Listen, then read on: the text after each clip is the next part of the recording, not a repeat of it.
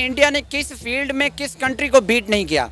आप IT sector देख लें, आप उसका इंडिया की एक्सपोर्ट्स देख लें, आप उसके साथ साथ इंडिया का जो डेवलपमेंटल मॉडल है, इंडिया का इंफ्रास्ट्रक्चर है, कोई एक आप इंडिया का प्रोजेक्ट देख लें, इंडिया ने किस प्रोजेक्ट में किस कंट्री को बीट नहीं किया। जैसे वर्ल्ड ट्रेड सेंटर में बहुत सारा इन्वेस्टर पैसा लगाते हैं, वहाँ पे पेंटागन की आपने बात की, तो इसी तरह वहाँ पे वो एक इकोनॉमिक वो क्या कहते हैं एक्टिविटी जनरेट होगी, वहाँ पे बहुत ज़्यादा मिकदार ट्रेडिंग होगी और सबसे बड़ी बात वहाँ पे डायमंड की ट्रेडिंग होने वाली है। डायमंड की ट्रेडिंग होने वाली है, तो जाहिर सी बात है इकोनॉमिक एक्टिविटी बहुत बड़ी जनरेट होने वाली है वहाँ पे, क्योंकि वो इतनी बड़ी बिल्डिंग बना दी गई हुई है, तो फिर वो वाकई वहाँ पे रेवेन्यू जनरेट करेगी, उनकी गवर्नमेंट के लिए बड़ा अच्छा, उनके लोगों के लिए अच्छा, जॉब जनरेशन बहुत ज़्यादा होगी। जैसे पेंटागन वाले पूरी दुनिया को कंट्रोल कर रहे हैं उसी इंडिया यानी बिल्डिंग से, तो डेफिनेटली ये भी अपने आईटी सेक्टर और बाकी दुनिया को उसी से कंट्रोल करेंगे, अपने ट्रेड को बढ़ाएंगे, क्योंकि जिसके पास पैसा है आजकल उसी की इज्जत है उस मुल्क की। कराची की एक लड़की है, उन्होंने ऐनक बनाई है, ऐनक के थ्रू जो मोटरवे पे और जो ट्रैफिक के हादसात हो रहे थे उनको बचाने के लिए कि जो ड्राइवर वो ऐनक पहनेगा उसके बाद उसको नींद आ ही नहीं सकती। तो कल परसों नासा ने उस लड़की को ऑन कर लिया और बुला लिया। तो ये तो बात सरीहन गलत है और मैं इस चीज़ पर बिल्कुल भी बिलीव नहीं करता कि टैलेंट को आगे आने के लिए अपॉर्चुनिटी की ज़रूरत होती है। टैलेंट जो होता है वो खुद ब खुद आगे आता है और अपनी स्पेस बनाता है। इंडियन यूथ है और जो इंडियन टैलेंट है वो पूरी दुनिया में इस वक्त जगमगा रहा है। आप आईटीज़ की बड़ी कंपनीज़ में देख लें, इंडियन की भरमार हुई पड़ी है, सॉफ्टवेयर इंजीनियर्स की, इंडियन चीफ एग्जेक्टिव्स हैं वहाँ पे। सुंदर पिचाई गूगल के सीईओ इंडियन हैं, यूट्यूब के देख लें, फेसबुक के देख लें, तो इंडियन टैलेंट जगमगा रहा है। वो किस वजह से जगमगा रहा है कि उनको फेवरेबल पॉलिसीज़ मिली हैं उनकी यूथ को। अस्सलाम वालेकुम। वालेकुम सलाम। आपका नाम? मोहम्मद तलहा कैसरानी। क्या करते हैं? मैं स्ट्रगलिंग जर्नलिस्ट हूँ इंशाल्लाह फ्यूचर का। माशाल्लाह, चलें, बेस्ट ऑफ लक। अल्लाह करे फ्यूचर में आप हमें अच्छी सहाफ़त करते हुए दिखाई दें। हमारी नेक ख्वाहिशात आपके साथ हैं इंशाल्लाह। Thank you. अच्छा, एक ख़बर सामने आई है कि दुनिया की सबसे बड़ी बिल्डिंग जो कि इंडिया के शहर गुजरात सूरत में बनाई गई है, उसने यूएस की पेंटागन बिल्डिंग को भी पीछे छोड़ दिया है, जो कि 80 साल पुरानी बिल्डिंग थी और 80 साल से वो दुनिया की सबसे बड़ी बिल्डिंग के तौर पर जानी जाती थी। यूएस का मिलिट्री हेडक्वार्टर था, जिसको इंडिया ने बीट कर दिया है। इंडिया ने अपने शहर गुजरात में दुनिया की सबसे बड़ी बिल्डिंग बनाकर, क्या कहेंगे? जी, मैं यही कहना चाहूँगा कि इंडिया ने किस फील्ड में किस कंट्री को बीट नहीं किया। आप आईटी सेक्टर देख लें, आप उसका इंडिया की एक्सपोर्ट्स देख लें, आप उसके साथ साथ इंडिया का जो डेवलपमेंटल मॉडल है, इंडिया का इंफ्रास्ट्रक्चर है, कोई एक आप इंडिया का प्रोजेक्ट देख लें, इंडिया ने किस प्रोजेक्ट में किस कंट्री को बीट नहीं किया। इंडिया चंद्रयान जब इंडिया का फेल हुआ, हम लोग उस पर जो है अपनी दादें वसूल करते रहे कि इंडिया का जो मिशन था वो नाकाम हो गया। हम लोग उस पर खुश होते रहे, हमें ये नहीं पता था कि 2 साल बाद वो कामयाब हो जाएंगे और हम लोग वहीं के वहीं पर रहेंगे। हम आज भी वहीं पर हैं, उनका मिशन कामयाब हो गया। अब हमारी सफ़ों में जो है वो खलबली मची हुई है, सफ़े मातम बिछी हुई है कि इंडिया जो है वो आसमान तक चला गया, हम लोग अभी तक यहीं पर हैं, हमारे साथ कुछ नहीं हुआ। हम तो ज़मीन पर ही तरक्की नहीं कर सके, आसमान पर जाना तो बहुत दूर की बात है। कुछ दिन पहले इंडिया के प्राइम मिनिस्टर नरेंद्र मोदी ने एक स्टेटमेंट दी थी। उन्होंने कहा था, फ्रांस में उन्होंने ये स्टेटमेंट दी थी, उन्होंने कहा कि इंडिया में टैलेंट भी है, इनोवेशन भी है, इंडिया में टेक्नोलॉजी भी है, इंफ्रास्ट्रक्चर भी है। जो इन्वेस्टर इंडिया में आकर इन्वेस्ट करेगा, इंडिया उसको जो है भारी रिटर्न्स देकर जाएगा। मतलब देखिए, इंडिया के प्राइम मिनिस्टर कितने कॉन्फिडेंस से जब ये बात कह रहे हैं कि यहाँ पे इंफ्रास्ट्रक्चर भी है, इनोवेशन भी है। तो जब एक मुल्क का प्राइम मिनिस्टर इस तरह के बयानात देता है दूसरे मुल्कों में जाकर, तो डेफिनेटली उनकी आवाम में भी एक कॉन्फिडेंस डेवलप होता है। जी बिल्कुल, आपने सही कहा है कि जब प्राइम मिनिस्टर अपनी आवाम को ऑन करता है तो आवाम में जो है वो एक कॉन्फिडेंस बूस्ट होता है। हमारे मुल्क में तो सूरत हाल ये तक है कि हमारी जो पॉलिटिकल लीडरशिप है वो अपने कारकुनान को ऑन करने के लिए तैयार नहीं है। आवाम तो बहुत हाई लेवल की बात है। हमारी जो लीडरशिप है, पॉलिटिकल लीडरशिप है, चाहे पाकिस्तान जो बड़ी मेजर पार्टी है, पाकिस्तान तहरीक इंसाफ को देख लें, PMLN को देख लें या पाकिस्तान पीपल्स पार्टी को देख लें, जब कोई वाक़या हो जाता है, अभी रिसेंटली 9 मई का वाक़या हुआ, पाकिस्तान तहरीक इंसाफ की लीडरशिप ने अपने कारकुनान से जो है बेदखली का ऐलान कर दिया। वो अपने कारकुनान को भी नहीं वो कर रहे थे। जब हमारे पॉलिटिकल लीडर्स अपनी आवाम को ऑन नहीं कर रहे, जो उनकी लिमिटेड ऑडियंस है, तो पाकिस्तान 25 करोड़ का मुल्क है, जब हमारी लीडरशिप हमें ऑन नहीं कर रही तो बाहर के आने वाले इन्वेस्टर्स को किस तरह ऑन करेगी। और सेकेंडली, इन्वेस्टर तब भी आता है मुल्क में इन्वेस्टमेंट करने के लिए जब उसको कोई इन्वायरमेंट मिलता है, जब उसको कोई प्रोटोकॉल दिया जाता है। हमें इन्वेस्टर्स की ज़रूरत है, इन्वेस्टर्स को पाकिस्तान की ज़रूरत नहीं है। दुनिया में बहुत बड़ा मुल्क दुनिया है, 256 मुल्क हैं, वो किसी भी मुल्क में जाकर अपनी इन्वेस्टमेंट कर सकते हैं। अगर हमें ज़रूरत है तो हमें उनके लिए कोई एनवायरनमेंट भी प्रोड्यूस करना पड़ेगा, हम जो कि हमारे पास नहीं है। पॉलिटिकल इंस्टेबिलिटी इस लेवल तक की है कि हम लोग आपस में, हमारे स्टेक होल्डर्स बैठने के लिए तैयार नहीं है। जब हम आपस में एक दूसरे के साथ बैठने के लिए तैयार नहीं है तो बाहर मुल्क का इन्वेस्टर्स आकर हमारे मुल्क में इन्वेस्टमेंट क्यों कर जाहिर है सर, ये 21वीं सदी है और ये टैलेंट और टेक्नोलॉजी की बुनियाद पर ही आगे जाएगी। हम हर वक्त कैमरे के आगे गला फाड़ फाड़ के कहते हैं कि पाकिस्तान में बहुत टैलेंट है, लेकिन इन्हें अपॉर्चुनिटीज़ नहीं मिलती। मुझे आप बताएं कि क्या टैलेंट को आगे आने के लिए किसी प्लेटफॉर्म की ज़रूरत होती है? नहीं, मैं नहीं समझता कि टैलेंट को आगे आने के लिए प्लेटफॉर्म की ज़रूरत होती है। मैं आपको रिसेंटली कल परसों की न्यूज़ देता हूँ कराची से। कराची की एक लड़की है, उन्होंने ऐनक बनाई है। ऐनक के थ्रू जो मोटरवे पे और जो ट्रैफिक के हादसात हो रहे थे उनको बचाने के लिए कि जो ड्राइवर वो ऐनक पहनेगा उसके बाद उसको नींद आ ही नहीं सकती। तो कल परसों नासा ने उस लड़की को ऑन कर लिया और बुला लिया। तो ये तो बात सरीहन गलत है और मैं इस चीज़ पर बिल्कुल भी बिलीव नहीं करता कि टैलेंट को आगे आने के लिए अपॉर्चुनिटी की ज़रूरत होती है। टैलेंट जो होता है वो खुद ब खुद आगे आता है और अपनी स्पेस बनाता है। अब आपको पता है कि इंडिया ने ये दुनिया की सबसे बड़ी बिल्डिंग तैयार की है गुजरात के शहर सूरत में। वहाँ पर इंडिया डायमंड की ट्रेडिंग करेगा। मतलब अब आप चेक करें कि वो डायमंड की ट्रेडिंग कर रहे हैं और हमसे कोई वैसी ट्रेड करने को तैयार नहीं। जो ट्रेड तो हम करते नहीं हैं, मतलब एक्सपोर्ट तो हम करते नहीं और इंपोर्ट हमने वैसे ही बंद कर दी है। पाकिस्तान का हमेशा जो मुल्क तरक्की करता है इंपोर्ट और एक्सपोर्ट्स के रिलेशनशिप की बेस पर तरक्की करता है। हमारी इंपोर्ट्स बहुत ज़्यादा हैं, एक्सपोर्ट्स बिल्कुल है नहीं। और उसके साथ साथ जब हम इंपोर्ट्स को भी बंद कर देते हैं कि बाहर से हम कोई भी चीज़ मुल्क में नहीं आने देंगे, उससे हम महंगाई इतनी ज़्यादा हो जाती है। चूँकि हम लोग कोई चीज़ प्रोड्यूस कर नहीं रहे, हमने बाहर से लेनी है। 75 साल से हम लोग डिपेंडेंट हैं। जब हम लोग डिपेंडेंट हैं और उसके बाद हम खुद भी प्रोड्यूस नहीं कर रहे और बाहर से आने वाली चीज़ों को भी रोक देते हैं, तो फिर महंगाई इस सूरत में होती है कि जब सोयाबीन को हमारे जो मिनिस्टर हैं PMLQ के चीमा साहब, उन्होंने तारिक बशीर चीमा साहब, जब उन्होंने सोयाबीन जो कि चिकन की प्राइमरी ज़रूरत थी और उसको इंपोर्ट करने से रोक दिया, बंद कर दिया, तो चिकन 700 रुपये में किलो हो गया। आप, हम और जो गरीब आवाम है वो सफ़र कर रही है। चीमा साहब या मिनिस्टर उस लेवल के लोगों को क्या फ़र्क पड़ता है? एक्सपोर्ट्स हमने बढ़ाई नहीं है, इंपोर्ट्स हम सारी ज़िंदगी डिपेंडेंट रहे और उसके बाद हमने इंपोर्ट्स पर भी यकदम पाबंदी लगा दिया, जिसकी वजह यह है कि मार्केट्स में हर चीज़ के जो रेट हैं वो आसमान को छू रहे हैं। अच्छा, इन सूरत हाल का फ़िलहाल कोई हासिल वसूल और कोई मतलब हल नज़र नहीं आ रहा कि इनको कंट्रोल किस तरह किया जाए। क्या आपको लगता है कि अपने हमसाए मुल्क इंडिया से ताल्लुकात बेहतर करने से, अपनी इंपोर्ट एक्सपोर्ट या ट्रेड उनके साथ करने से हमारे मुल्क की सूरत हाल कंट्रोल हो सकती है? देखें, दुनिया की 5वीं बड़ी इकॉनमी है, सुपर पावर बनने जा रहा है, उनके मुल्क के साथ हर दूसरा मुल्क जुड़ रहा है ताकि इंडिया से फ़ायदा उठा सके।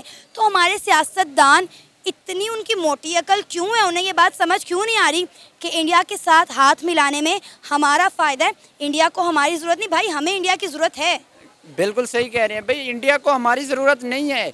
इंडिया में बड़े बड़े इन्वेस्टर्स पहुंच चुके हैं, इंडिया ने डेवलपमेंट कर लिया है, प्रोग्रेस कर लिया है, हमें इंडिया की ज़रूरत है।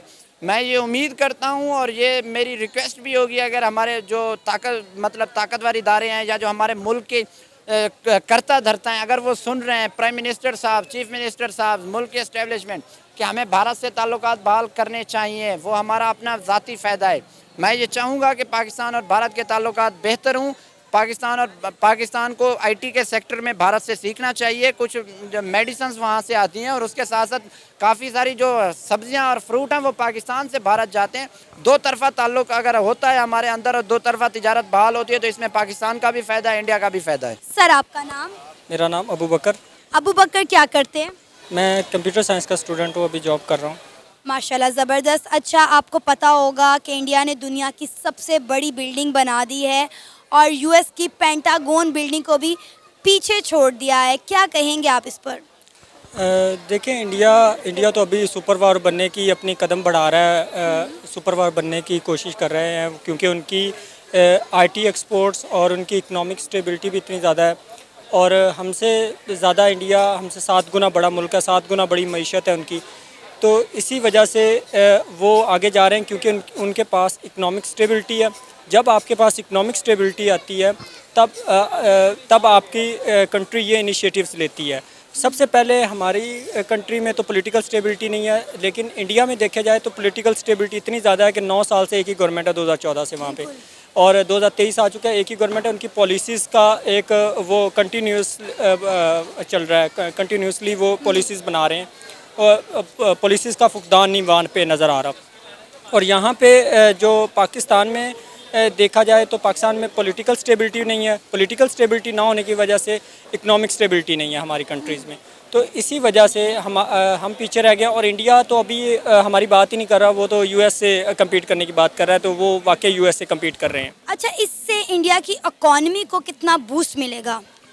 जाहिर सी बात है वहाँ पे इन्वेस्टर इन्वेस्ट करेगा और हमारे यहाँ पे पैसा लगाने के लिए कोई रेडी नहीं है। जैसे वर्ल्ड ट्रेड सेंटर में बहुत सारा इन्वेस्टर पैसा लगाते हैं, वहाँ पे पेंटागन की आपने बात की, तो इसी तरह वहाँ पे वो एक इकनॉमिक वो क्या कहते हैं एक्टिविटी जनरेट होगी वहाँ पे बहुत ज़्यादा मिकदार ट्रेडिंग होगी और सबसे बड़ी बात वहाँ पे डायमंड की ट्रेडिंग होने वाली है। डायमंड की ट्रेडिंग होने वाली है, तो जाहिर सी बात है इकनॉमिक एक्टिविटी बहुत बड़ी जनरेट होने वाली है वहाँ पे, क्योंकि वो इतनी बड़ी बिल्डिंग बना दी गई हुई है, तो फिर वो वाकई वहाँ पे रेवेन्यू जनरेट करेगी, उनकी गवर्नमेंट के लिए बड़ा अच्छा है, उनके लोगों के लिए अच्छा है, जॉब जनरेशन बहुत ज़्यादा होगी, तो इस वजह से ये डेफिनेटली ये 21वीं सदी चल रही है और 21वीं सदी में वही मुल्क तरक्की करेगा जिसमें टैलेंट होगा, जिनकी में टेक्नोलॉजी होगी। तो हमारे मुल्क में तो ये मुझे तो दोनों चीज़ें नज़र नहीं आ रही।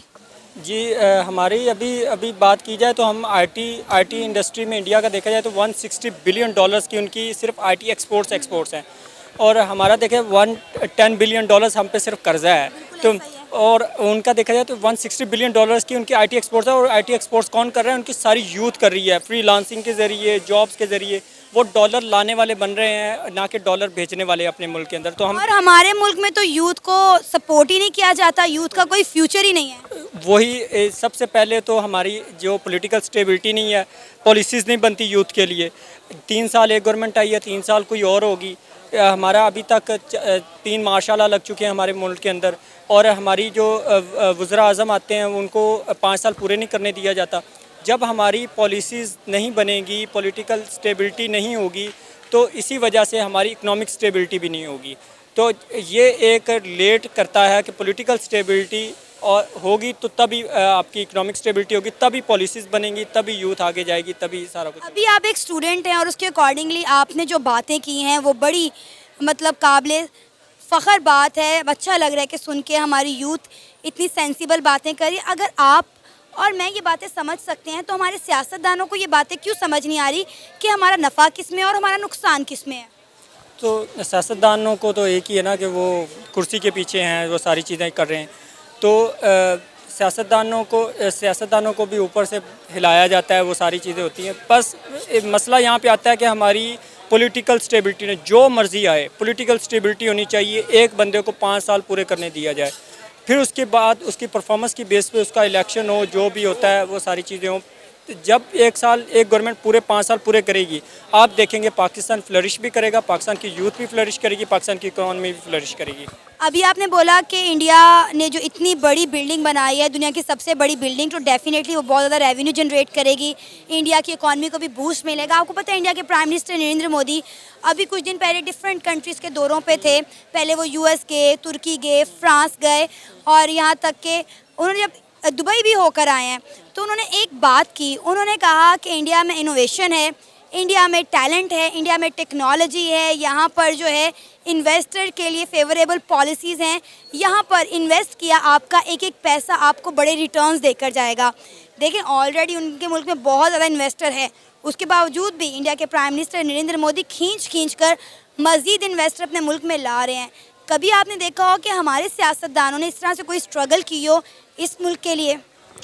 नहीं, हमारे सियासतदान ऐसे कभी भी नहीं। हमने जब भी हमारा कोई वज़ीर आज़म बाहर जाता है तो वो एड लेके आता है, वापस इमदाद लेके आता है। वो पॉलिसीज़ के लिए नहीं जाते, वो अपनी इकॉनमी को बूस्टर के लिए नहीं जाते, कि वो लॉन्ग टर्म पॉलिसीज़ का नहीं सोचते। इंडियन यूथ है और जो इंडियन टैलेंट है वो पूरी दुनिया में इस वक्त जगमगा रहा है। आप आईटीज़ की बड़ी कंपनीज़ में देख लें, इंडियन की भरमार हुई पड़ी है, सॉफ्टवेयर इंजीनियर्स की। इंडियन चीफ एग्जेक्टिव्स हैं वहाँ पे, सुंदर पिचाई गूगल के सीईओ इंडियन हैं, यूट्यूब के देख लें, फेसबुक के देख लें। तो इंडियन टैलेंट जगमगा रहा है। वो किस वजह से जगमगा रहा है?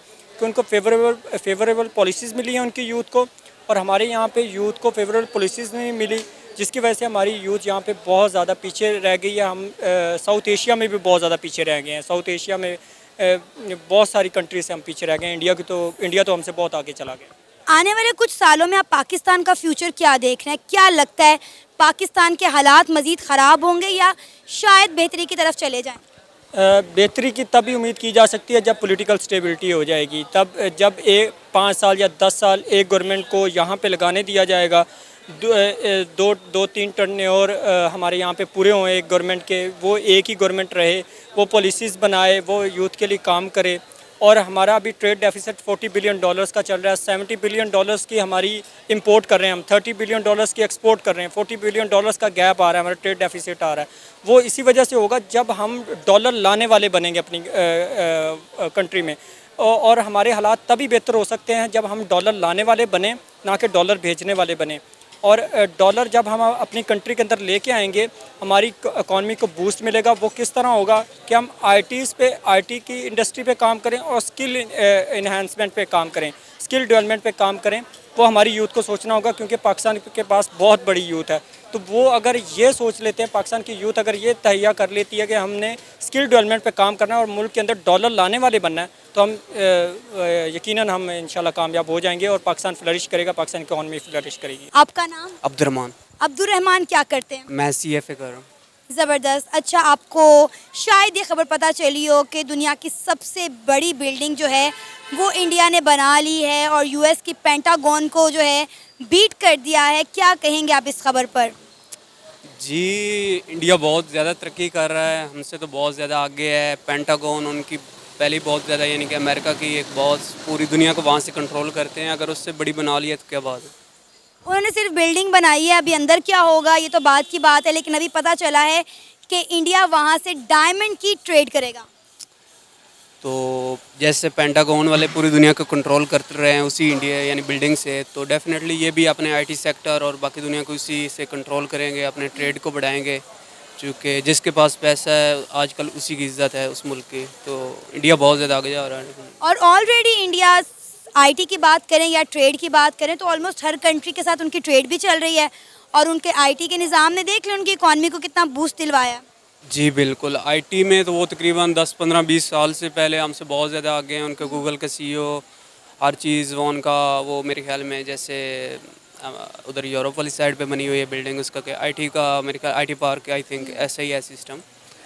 तो IT में तो वो डेफिनेटली बहुत ज़्यादा आगे थे और काम कर रहे हैं। अच्छा, क्या लगता है इंडिया दिन ब दिन इतनी तरक्की करता जा रहा है, आए दिन हमें खबर सुनने को मिलती है इंडिया ने ये कर दिया, इंडिया ने वो कर दिया। वो दिन कब आएगा जब हम पाकिस्तान के हवाले से ये बात करेंगे कि इस चीज़ में आज पाकिस्तान ने इंडिया को पीछे छोड़ दिया है? वो दिन उस टाइम आएगा जब पाकिस्तानी अवाम में बहुत ज़्यादा शऊर आ जाएगा। हमें अभी डिवाइड किया हुआ है KPK में, पंजाब में, सिंध में। हम तो डिवाइडेड, वो हम पे डिवाइड एंड रूल की तरह के, वो जैसे ईस्ट इंडिया कंपनी आई थी वैसे ही सिस्टम यही हमारे इस्टेब्लिशमेंट ने किया हुआ है कि हमें डिवाइड किया हुआ है हिस्सों में।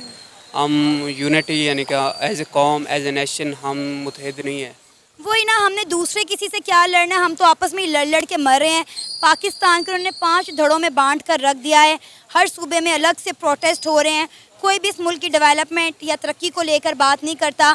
हर बंदे को सिर्फ रोटी, कपड़ा, मकान और अपनी पड़ी हुई अपनी कुर्सी की जंग लड़ रहे हैं यहाँ पे। जी बिल्कुल, आपकी बात बिल्कुल मैं 100% एग्री करता हूँ। जैसे अभी 2-4 दिन पहले नई पार्टी बन गई KPK में के, उनको सेपरेट कर देंगे, इधर पंजाब को सेपरेट कर देंगे और ऊपर हम इस्टेब्लिशमेंट यानी कि हम रूल करेंगे। तो जब तक ये चीज़ें ख़त्म नहीं होती, एज ए नेशन हम खड़े नहीं होते, तब तक तो पॉसिबल ही नहीं है। अभी तो आप देख लें इन्फ्लेशन का क्या रेट है, लोग वैसे ही भूख से मर रहे हैं, पता नहीं कैसे क्या हो रहा है। तो जब तक हम खुद खड़े नहीं होते, 1, 2, 4, 5 साल हम खुद अच्छी तरह काम नहीं करते एज ए नेशन, खड़े होकर, सीरियस होकर, तो फिर इंडिया हमसे आगे ही रहेगा। सर, 21वीं सदी है ये, इस सदी में टैलेंट और टेक्नोलॉजी के बगैर कोई मुल्क तरक्की नहीं कर सकता। टेक्नोलॉजी पे हमारे मिनिस्टर्स ने वैसे ही काम नहीं किया और टैलेंट हमारा या तो ज़ाया हो गया है या बाहर के मुल्कों में चला गया। जी बिल्कुल, अभी 2 दिन पहले मेरे ख्याल में इमरान खान ने टिकटॉक पे अपना अकाउंट बनाया है। तो आज उनके मिनिस्टर थे, मेरे ख्याल में आज था कि कल था, मैंने बस जस्ट न्यूज़ देखी है, उन्होंने बोला है कि हम सोशल मीडिया पे भी बैन लगा देंगे। तो वो कंट्रोल कर रहे हैं कि ये बोले ना अपने हक के लिए, ना कुछ करें, हम रूल करें बस। नहीं, हम टिकटॉक पर हमारे एक्स प्राइम मिनिस्टर अकाउंट बना रहे हैं और इंडिया के प्राइम मिनिस्टर जो हैं वो बड़ी से बड़ी बिल्डिंग्स बना रहे हैं, एक के बाद एक रिकॉर्ड तोड़ रहे हैं। रशिया से रिकॉर्ड तोड़ उन्होंने जो है ऑयल ख़रीदा। इमरान खान साहब ने अपने दौरे हुकूमत से पाकिस्तान को लारे लगाए हुए हैं कि हम रशिया से सस्ता तेल ख़रीदेंगे। वो तेल आया भी तो कहाँ, आवाम को नसीब नहीं हुआ। पेट्रोल की कीमतें आप देख लें, कम किए हैं तो बिजली के रेट बढ़ गए हैं। आवाम को एक तरफ से रिलीफ देते हैं तो दूसरी तरफ से खींच लेते हैं। मतलब आप ये सोचेंगे, आपने कभी ये देखा हो कि नरेंद्र मोदी ने अकाउंट बना लिया अपना टिकटॉक पे? मैं आपको बताता हूँ, सबसे पहले तो इमरान खान वो अपने एक मिशन पे लोगों को शऊर दे रहा है, ठीक है। जब लोगों में शऊर आ जाएगा तो डेफिनेटली यानी कि ग्रोथ होगी, ठीक है। तो अभी उसकी एक एक वीडियो 130 मिलियन लोग सुन रहे हैं, 13-13, 14-14 करोड़। वो लोगों को शऊर दे रहा है कि भाई अपना वोट रजिस्टर करवाओ, या भी यानी कि वो आएगा तो डेफिनेटली काम करेगा। बाकी दूसरा अगर रशिया से ऑयल, वो इमरान खान ने कॉन्ट्रैक्ट किया था उस टाइम, तो वो अपनी रिफाइनरी तो थी ना, उस पर भी काम कर रहे थे। अभी जो पाकिस्तान की रिफाइनरीज हैं वो उसको फ़िल्टर ही नहीं सही तरह कर पा रही, तो वो रिफाइन इंडिया से होकर आ रहा है हमारा ऑयल? नहीं, हमारा इंडिया से नहीं हो रहा, जो रशिया से से आ रहा है उसी की बात कर रही हूँ मैं। तो उसकी हमारी वो रिफाइनरी में वो इतनी एबिलिटी नहीं, वो यूएई या सऊदी अरेबिया से जो ऑयल होता है वो उसको जस्ट फ़िल्टर करते हैं, ठीक है। तो इमरान खान की तो अपना एक यानी कि मिशन था, प्लान था, इन्होंने मंगवा लिया, लेकिन अब इनको साफ़ करने के लिए वो मशीनरी नहीं है।